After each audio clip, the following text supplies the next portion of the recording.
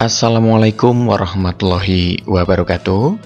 Hai teman-teman calon peserta tes P3K Keguruan 2021 dimanapun Anda berada. Saat ini Anda sedang menyaksikan kanal YouTube video pembelajaran seri belajar materi pedagogi, yaitu pengembangan potensi peserta didik. Peta konsep pada video pembelajaran kali ini akan difokuskan pada materi yang ketujuh, yaitu pengembangan potensi peserta didik. Sebelum mulai, ada satu pengantar yang perlu untuk dipahami bersama, bahwa salah satu tugas utama guru dalam pembelajaran adalah mengantarkan peserta didik pada prestasi terbaiknya sesuai dengan potensinya. Ada dua topik dalam pengembangan potensi peserta didik. Yang pertama adalah perkembangan peserta didik, dan yang kedua adalah potensi peserta didik. Kita akan mengawalinya dari topik yang pertama, yaitu perkembangan peserta didik. Yang harus diketahui adalah kerja keras dan kreatif. Maksudnya, guru perlu kerja keras dan kreatif untuk mengeksplorasi, baik itu dari media, bahan ajar, dan metode belajar, sesuai dengan perkembangan peserta didik. Kemudian, fungsi interaksi pendidikan, yaitu untuk mengembangkan seluruh potensi kecakapan dan karakteristik peserta didik, baik itu fisik, motorik, intelektual, sosial, emosional, moral, dan spiritual. Nah, pada perkembangan peserta didik, ini ada beberapa hal yang akan dibahas nanti. Yang pertama adalah membahas mengenai konsep perkembangan perilaku dan pribadi peserta didik, kemudian tahap perkembangan perilaku dan pribadi peserta didik, prinsip-prinsip perkembangan dan implikasinya terhadap pendidikan, tugas-tugas perkembangan akhir masa kanak-kanak, dan identifikasi keberagaman dari karakteristik peserta didik. Baik, kita akan mulai membahas satu persatu, mulai dari konsep perkembangan perilaku dan pribadi peserta didik. Yang pertama adalah pengertian individu. Pada konteks pendidikan, peserta didik harus dipandang sebagai pribadi yang utuh. Sebagai makhluk individu dan sosial, kesatuan jasmani rohani ini ciptaan dari Tuhan. Jadi, peserta didik sebagai individu ini memiliki karakteristik berbeda dengan peserta didik lainnya. Artinya, satu sama lain dari peserta didik ini karakteristiknya berbeda. Kemudian, keragaman karakteristik individu ini dapat dilihat dari fisik, kepribadian, perilaku, bicara, bertindak, mengerjakan tugas, memecahkan masalah, dan lain-lain. Paling penting dipahami guru, keragaman kecakapan atau ability dan kepribadian ini merupakan keragaman dari karakteristik individu. Guru menciptakan kondisi yang belajar dan kondusif, ya, supaya peserta didik ini belajar dengan optimal. Guru dapat memilih pendekatan yang tepat, yaitu 3 hal penting tentang karakteristik individu menurut Desmita. Yang pertama adalah kemampuan awal atau intelektual, berpikir, dan psikomotor, latar belakang dan status sosiokultural, dan perbedaan kepribadian, perasaan, sikap, dan minat. Kemudian faktor-faktor yang mempengaruhi keberagaman individu adalah pembawaan alamiah atau nature, sejak lahir atau dari turunannya. Dan yang kedua, pembawaan lingkungan atau nurture, yaitu pemeliharaan dari pengasuhnya. Berikutnya, tahap perkembangan perilaku dan pribadi peserta didik. Perlu diketahui bahwa belajar atau pendidikan dan latihan adalah perubahan perilaku yang dilakukan dengan sengaja oleh individu. Nah, kematangan dan pertumbuhan itu merupakan perubahan yang berlangsung secara alamiah. Pada batas tertentu, perkembangan dapat dipercepat melalui proses belajar.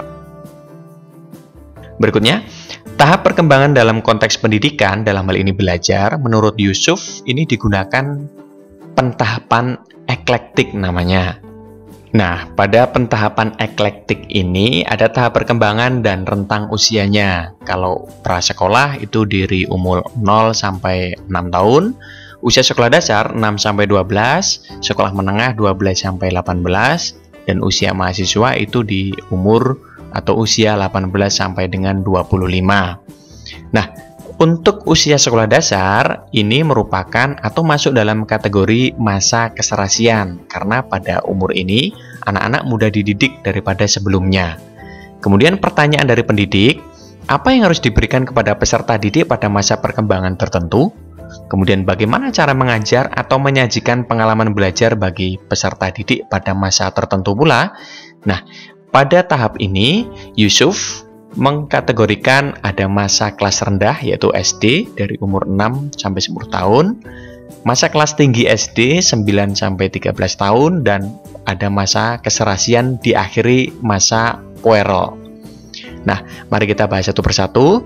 Untuk masa kelas rendah dari SD ya, umur 6 sampai 10 tahun, sifat khas pada masa ini adalah terdapat hubungan positif antara jasmani dan prestasi.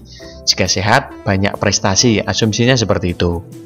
Kemudian patuh terhadap peraturan permainan tradisional dan kecenderungan memuji diri sendiri, ya biasanya menyebut nama sendiri. Kemudian suka membandingkan dirinya dengan anak-anak lain. Jika tidak selesai mengerjakan soal, ya pada masa kelas rendah ini, anak akan mengabaikan atau dianggap tidak penting. Terutama umur 6-8, anak menginginkan nilai rapor baik tanpa mengingat prestasi tersebut pantas diberikan atau tidak. Nah, ini anak ingin saja mendapatkan nilai yang baik begitu. Untuk masa kelas tinggi, sifat khas pada masa ini adalah minat terhadap kehidupan yang praktis, ya sehari-hari lah ya, yang konkret pada intinya. Kemudian realistik, ingin tahu, ingin belajar. Pada akhir masa ini, tertarik mapel khusus nanti dan menonjolkan bakat-bakat khusus. Kemudian kisaran 11 tahun, anak membutuhkan guru atau orang dewasa untuk menyelesaikan tugas. Namun pada akhir 11 tahun, anak nanti akan menyelesaikan sendiri. Kemudian sifat yang lain yaitu memandang nilai rapor adalah ukuran yang tepat mengenai prestasi yang ia capai. Senang membentuk kelompok sebaya, kemudian tidak terikat peraturan permainan tradisional dan membuat peraturan sendiri biasanya. Untuk masa keserasian diakhiri masa pueril, sifat khasnya yaitu diarahkan untuk berkuasa. Si kuat, ada si jujur, si juara, si hebat. Kemudian ada sifat khas yaitu ekstraversi, yaitu keluar dari orientasinya. Misalnya ingin bergabung dengan kelompok sebaya, dorongan untuk bersaing ini jadi lebih besar, dan ada masa kompetisi sosial begitu. Pada masa pueril juga yaitu menerima otoritas orang tua dan guru adalah wajar. Pemegang otoritas adalah orang dewasa, dalam arti ini orang tua dan guru. Berikutnya prinsip-prinsip perkembangan dan implikasinya terhadap pendidikan. Nah, perlu untuk diketahui bahwa pemahaman tentang prinsip perkembangan ini akan menolong saat membimbing peserta didik. Ya, menurut Makmun, prinsip perkembangan dan implikasinya adalah sebagai berikut. Prinsip dan implikasi yang pertama yaitu pembawaan, heredity, lingkungan, environment, kematangan, atau time. Nah, implikasinya yaitu guru memilih strategi, teknik, metodologi, sumber, evaluasi, dan lain-lain sesuai dengan ketiga kriteria prinsip tadi. Berikutnya ada prinsip progresif, maju meningkat, sistematik, saling bergantung, berkesinambungan, beraturan, dan berurutan. Implikasinya yaitu program kurikulumnya, dari sederhana menuju kompleks, mudah ke sukar, belajar tuntas, mastery learning, ke maju berkelanjutan atau continuous progress. Ada pula prinsip berkolerasi dan berkompensatoris, yaitu implikasinya program dan strategi belajar mengajar, kurikulum yang berhubungan, ruang lingkupnya luas, berorientasi materi, subjek, sampai batas tertentu. Ada prinsip bervariasi dalam tempo dan irama perkembangan, artinya anak memiliki tempo perkembangan sendiri. Perkembangan berlangsung sesuai dengan iramanya. Kemudian implikasinya, guru membuat sistem mengajar kelompok dan individu, mengingat terdapat perbedaan perkembangan antar peserta didik. Ada pula prinsip perkembangan awal, diferensiasi, dan prinsip pada akhirnya, yaitu integrasi. Implikasinya, deduktif-induktif, yaitu pembelajarannya harus umum ke khusus. Analisis dan sintesis, yaitu mengidentifikasi menuju ke merangkai menjadi satu dan utuh. Berikutnya global, spesifik, global. Nah, implikasi ini maksudnya peserta didik memandang kata sebagai keseluruhan, misalnya seperti itu. Kemudian mengenal huruf yang membentuk kata, kemudian melihat kata sebagai keseluruhan. Ya, biasanya disebut sebagai global, spesifiknya seperti apa, dan globalnya seperti apa. Ada pula prinsip dapat dipercepat atau diperlambat oleh kondisi lingkungan. Ya, implikasinya ya mengembangkan keterampilan dasar calistung. Mulai dari 6 tahun diberikan rangsangan motorik, ya seperti melempar, bidik, sepak, dan lain-lain. Pembelajaran pada peserta didik kelas awal ini juga harus konkret disertai contoh konkret pula. Kemudian tidak memaksa kecepatan kematangan. Dan prinsip yang terakhir yaitu perkembangan anak berlangsung lebih cepat pada periode kanak-kanak daripada periode berikutnya. Nah, implikasinya berarti lingkungan hidup dan pendidikan taman kanak-kanak ini sangat penting untuk memperkaya pengalaman dan mempercepat laju perkembangan mereka. Berikutnya, tugas-tugas perkembangan akhir pada masa kanak-kanak. Ya, tugas pertama tentu mempelajari keterampilan fisik yang dibutuhkan untuk permainan dan kegiatan fisik. Tugas berikutnya membangun sikap hidup yang sehat. Ini juga penting. Kemudian belajar bergaul dan bekerja sama dengan teman seusianya. Berikutnya belajar menjalankan peranan sosial sesuai dengan jenis kelaminnya. Jadi laki-laki seperti apa, perempuan juga seperti apa. Belajar keterampilan dasar calistung, baca, tulis, dan hitung. Kemudian mengembangkan pengetahuan dan konsep yang diperlukan untuk kehidupan sehari-hari. Mengembangkan hati nurani, pengembangan moral dan nilai-nilai. Kemudian mempelajari sikap terhadap kelompok sosial dan lembaga, dan mencapai kemandirian pribadi. Nah, itu merupakan tugas-tugas perkembangan akhir di masa kanak-kanak, di mana guru, dalam hal ini pendidik atau orang tua, ini juga harus membantu dalam mengembangkan potensi anak pada akhir masa kanak-kanak. Ini menurut Harlock tahun 2003 di halaman 10. Berikutnya, cara mengidentifikasi keberagaman karakteristik peserta didik itu seperti apa saja? Yang pertama bisa dengan mempelajari dan memahami perkembangan masa akhirnya. Dalam hal ini konteksnya adalah SD.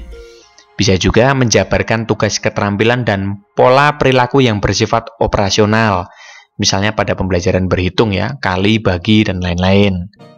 Bisa juga dengan cara observasi. Ya, tahap ini guru bisa mengamati 1-3 peserta didik saat pembelajaran dengan menggunakan pedoman observasi atau catatan anekdot.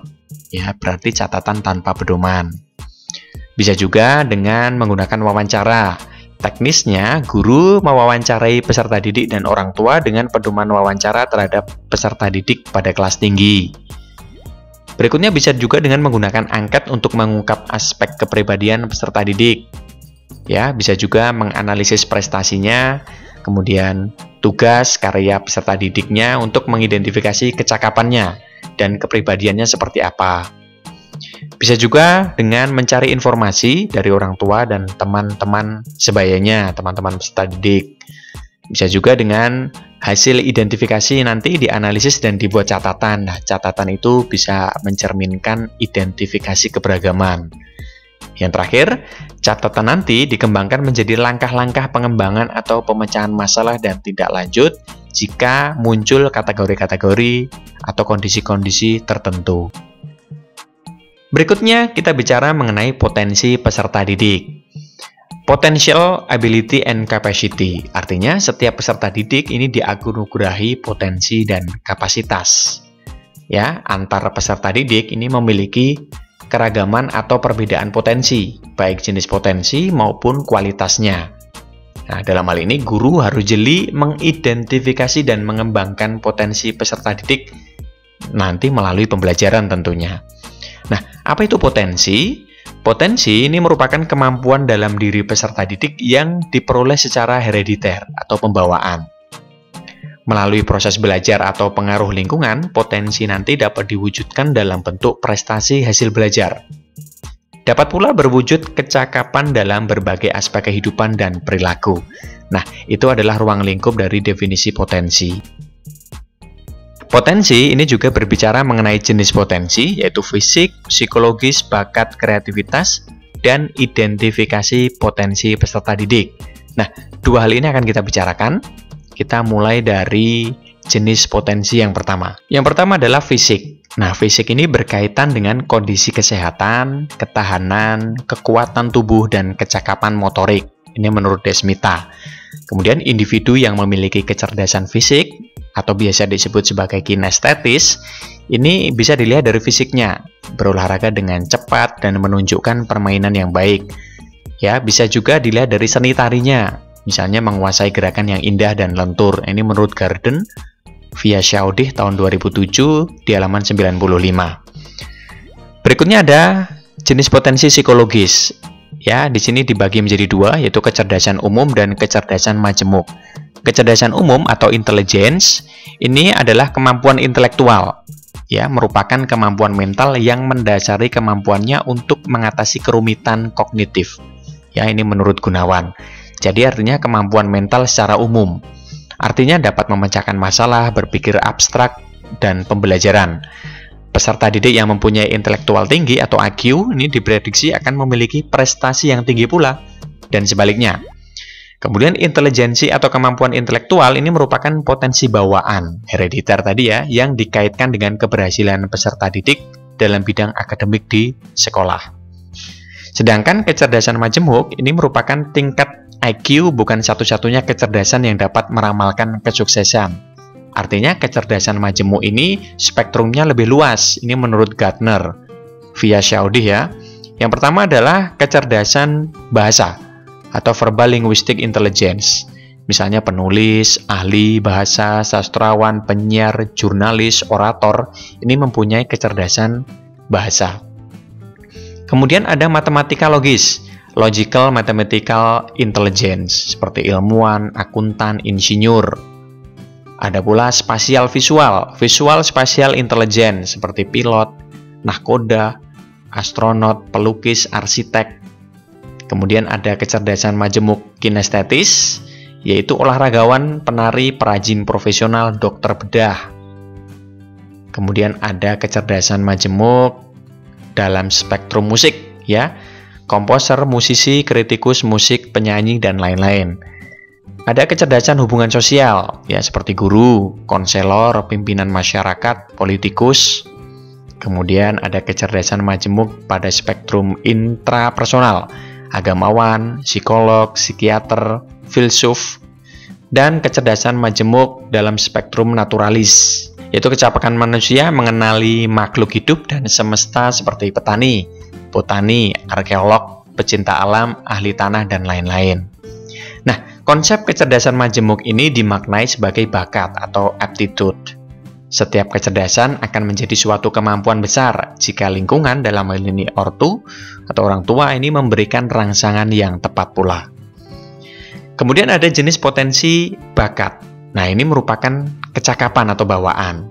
Kelompok bakat, bilangan, bahasa, tilikan ruang, hubungan sosial, motoris. Nah, ini merupakan macam-macamnya menurut Makmun.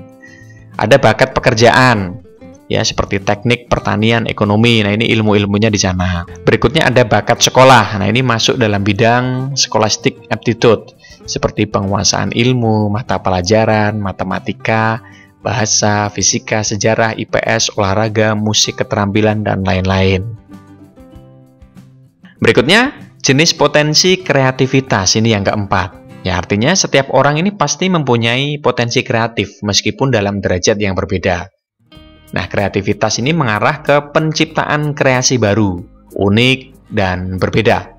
Kreativitas ini timbul karena berpikir divergen, yaitu mempertimbangkan beberapa jawaban. Divergen merupakan berpikir lateral.